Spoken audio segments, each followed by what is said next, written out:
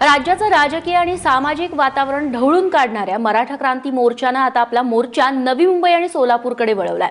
आज नवी मुंबईतल्या खारघरमध्ये आणि सोलापुरात मराठा मूक मोर्चे निघालेले आहेत। सोलापुरात मोर्चाला मोठी गर्दी होताना दिसतीये। खेडोपाडची लोक मोर्चात सहभागी होण्यासाठी सोलापुरात आलेली आहेत। संभाजी चौक ते होम मैदानापर्यंत मोर्चाचं आयोजन करण्यात आलंय।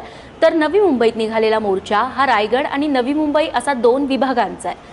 सेंट्रल पार्क पासून निघालेला हा मोर्चा कोकण भवन इथं थांबणार आहे। शिवाय दिवाळीच्या आधी मुंबईत देखील भव्य मराठा मोर्चाचं आयोजन करण्यात येणार आहे। त्यासाठी दादरच्या शिवाजी मंदिरामध्ये काल बैठकही घेण्यात आली आहे। अच्छा, तू ब्रिजच्या खाली गेलास नाही का मग? आणि या दोनही मोर्चांची माहिती आपल्याला देतील आता आपल्या सोबत आहेत मंदार गोंजारी आमचा प्रतिनिधी आणि सोबतच उमेश कुमावत देखील आपल्या सोबत आहेत। मंदार, कशा पद्धतीने नवी मुंबईमध्ये मोर्चाचं स्वरूप पाहायला मिळतंय? या आधी मोर्चाला ज्या पद्धतीने प्रतिसाद मिळाला तसाच प्रतिसाद बघायला मिळतोय?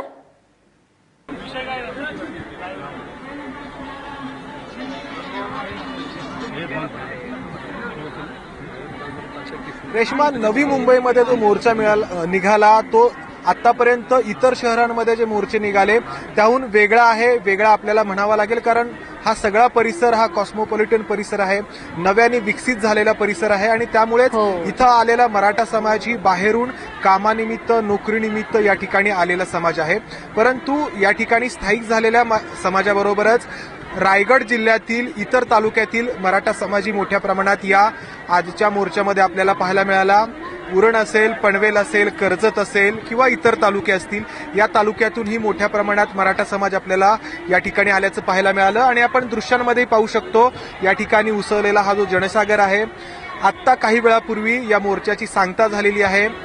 खारघरमधील सेंट्रल पार्क पासून या मोर्चाला सुरुवात झालेली होती। खरं तर आज या ठिकाणी पाऊस पडत होता सकाळपासून। पावसाच्या रिपरिपीमध्येच पाऊस सुरू असतानाच या मोर्चाला सुरुवात झाली, परंतु लोकांची गर्दी मोठ्या प्रमाणात या ठिकाणी नवी मुंबईमध्ये देखील आपल्याला पाहायला मिळाली। आता हा मोर्चा कोकण भवनमध्ये पोहोचला आणि या मोर्चाची या ठिकाणी सांगता झाली, परंतु आपण या ठिकाणी असलेली ही गर्दी अजूनही पाहू शकतो। या मोर्चामध्ये सर्व स्तरातील, सर्व वर्गातील मराठा समाजातील लोक सहभागी झालेले होते। महत्वाची बाब म्हणजे डॉक्टर देखील या ठिकाणी मोठ्या प्रमाणात होते। हा जो समाज आहे, डॉक्टरांना पण जेव्हा आम्ही विचारलं तर राज्यातील विविध शहरातून या ठिकाणी व्यवसायानिमित्त स्थायिक झालेले हे डॉक्टर आहेत आणि डॉक्टर कसे या मोर्चामध्ये हे जेव्हा त्यांना विचारलं तेव्हा त्यांची नाळ त्यांनी अजूनही गावाकडे जुळलेली आहे आणि शेतकऱ्यांचे प्रश्न इथंही त्यांना महत्वाचे वाटतात, त्यामुळे ते सहभागी झाल्याचं या डॉक्टरांकडून सांगण्यात आलं। रेश्मा, निश्चित मंदार, तू आपल्यासोबत राहा। सोलापूरहून आमचे प्रतिनिधी उमेश कुमावत आता आपल्यासोबत बघायला मिळतात। उमेश, मराठवाड्यामध्ये मोठ्या प्रमाणात लाखोंच्या जनसमुदायामध्ये मराठा समाजाचा मोर्चा निघालेला होता। पश्चिम महाराष्ट्रापर्यंत हे लोण येऊन आता पोहोचलेला आहे। सोलापुरात देखील चांगला प्रतिसाद मिळाला या मोर्चाला।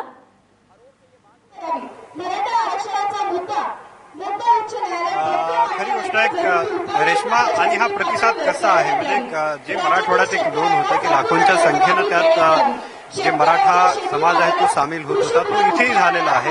आता सध्या ज्या 5 तरुणींनी निवेदन जिल्हाधिकाऱ्यांना दिलेलं आहे आणि त्याचं वाचन सध्या इथे चालू आहे। मी तुम्हाला एकदा पुन्हा हा जनसमुदाय दाखवतो। हा बघा, इथे तुम्हाला होम मैदानावर, हे सोलापूरचं होम मैदान आहे आणि तिथे लाखोंच्या संख्येनं मराठा समाज जो आहे तो इथे उतरलेला दिसतो या मोर्चांमध्ये आणि अत्यंत शांत रीतीनं जी शिस्त इतर मोर्चांमध्ये मराठवाड्यात बघायला मिळाली होती तीच शिस्त जी आहे ती इथे बघायला मिळते आहे। आणि विशेष म्हणजे इथे जेव्हा तो मोर्चा सुरू झाला त्यावेळेसही ती शिस्त बघायला मिळाली।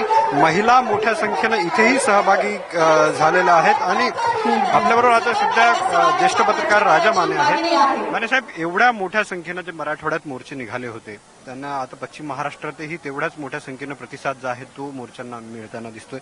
सरकारवर एक दबाव निर्माण होतोय? एकूणच हे नैसर्गिक आहे की एवढ्या मोठ्या संख्येनं जर मोर्चे निघत असतील तर निश्चितपणानं कोणत्याही सरकारवर दबाव हा निर्माण होणारच। त्यामुळं निश्चितपणानं दबाव हा निर्माण होणारच। अच्छा, पण एक कोंडी फुटत नाहीये, जसं मुख्यमंत्री बोलले होते की ते बोलतील, आंदोलनकारी जे आहेत मोर्चातले जे लोक आहेत त्यांच्याशी बोलतील, पण ती कोंडी अजून फुटत नाहीये। तुम्हाला काय वाटतं त्याविषयी? कारण हे मोर्चा आता मोर्चांचं लोन जे आहे ते मुंबईपर्यंत जाईल। एकूणच या सर्व मोर्चे आणि मोर्चानंतर जी निवेदनं सकल मराठा समाजाच्या वतीनं जी प्रकाशित होत आहेत त्याचा जर अभ्यास केला तर हे लक्षात येतं की सकल मराठा समाजाची जी भूमिका आहे ती आम्ही प्रत्येक मोर्चानंतर निवेदन देतोय की जे सरकारला मिळतंयच त्यामुळं चर्चेसाठी नव्यानं काय चर्चा आम्ही करणार. त्यामुळं सरकारला मराठा समाजाचे प्रश्न माहीत आहेत. जे प्रश्न तातडीनं मुख्यमंत्र्यांच्या स्तरावर आणि शासन स्तरावर सोडविले जाऊ शकतात ते तातडीनं सोडवावेत अशी एकूण मराठा समाजाची अपेक्षा दिसते. आणि त्यामुळं चर्चेनं या एकूण मोर्चाची कोंडी फुटेल असं मला वाटत नाही. कारण ही मराठा समाजाची एकूण प्रतिक्रिया आहे की गेल्या 20-25 वर्षात जे काय आर्थिक आणि सामाजिक प्रश्न गरीब उच्च मध्यमवर्गीय आणि जो प्रस्थापित मराठा समाज नाही अशा उर्वरित समाजापुढे जे प्रश्न निर्माण झाले त्या प्रश्नाची प्रतिक्रिया म्हणून हे मोर्चे आज महाराष्ट्रात निघतायत असं एक पत्रकार म्हणून माझं मत आहे. नाही, पण कुठेतरी कोंडी फोडावी लागेल ना. ते जे मोर्चे आहेत, जी अस्वस्थता आहे ती कशी शमेल येते. एक तर मराठा समाजाला विश्वास द्यावा लागेल की वर्षानुवर्षे मराठा समाजाचे नेते असूनही मराठा समाजाच्या मूलभूत प्रश्नांकडे दुर्लक्ष झालं.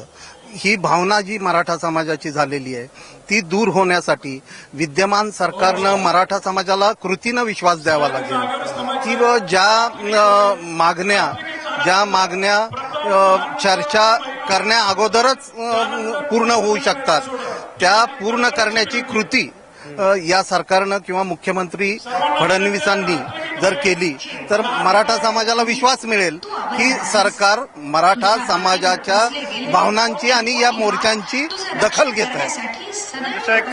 रेश्मा, माने साहेब सांगत होते की याच्यामुळे दबाव तर निश्चित निर्माण होतो. कारण जे महाराष्ट्रात जे मराठवाड्यात लाखांचे मोर्चे निघाले ते जेव्हा सोलापुरात आलं ते लोन पश्चिम महाराष्ट्र तिथेही लाखो लोक जे आहेत त्या मोर्चांमध्ये जमा झाले.